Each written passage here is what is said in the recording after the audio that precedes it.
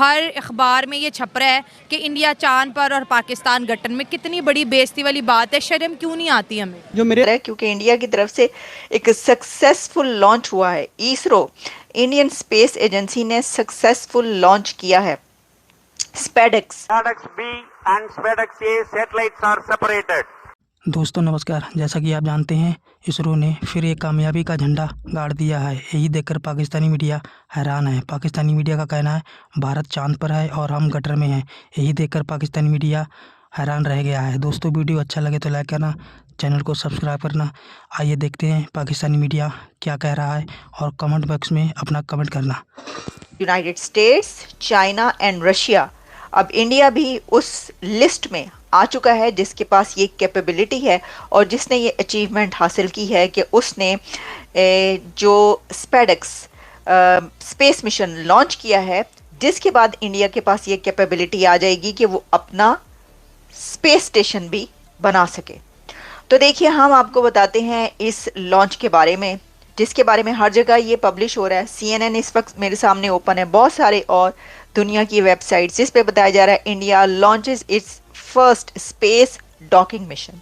ये actually space docking mission है और स्पेस डॉकिंग मिशन आप कह सकते हैं कि इंडियन मेड रॉकेट इंडिजिनस ये अटेम्प्ट है और in an attempt to become the fourth country to achieve advanced technological achievement.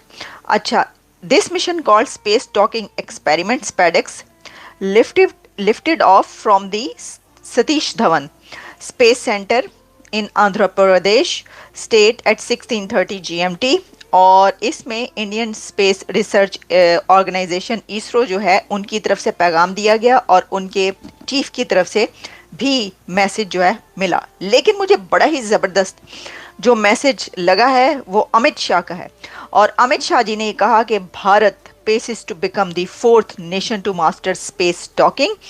Kudos to team ISRO on the successful launch of SpaceX mission. This is a grand success that opens a new path for Bharat in space docking technology and strengthen its role as a global leader in space. All my best wishes to our genius for the journey ahead. ठीक है। अच्छा, अब ये बात जो इसके अंदर जो इन्होंने एक बात की ना, वो है कि Bharat is global leader now space में। ये मैं बात करना चाह रही हूँ। ये ना तारीख में लिखा जाएगा, लिखा जा रहा है, लिखा गया है कि जितनी तेजी के साथ एक कंट्री तरक्की कर रहा है और उसने अपने स्पेस में जितनी तरक्की कर ली है भारत ने इतनी कम ड्यूरेशन में, दिस इज अनबिलीवेबल और रिकॉर्ड है ये। और ये जनाबे स्पीकर, इंडिया चांद पे पहुंच चुका और हमारा कराची में गटर तक नहीं है, हमारे बच्चे गटरों में गिर गिर के मरे। एक मुल्क चांद पे और दूसरा गटर।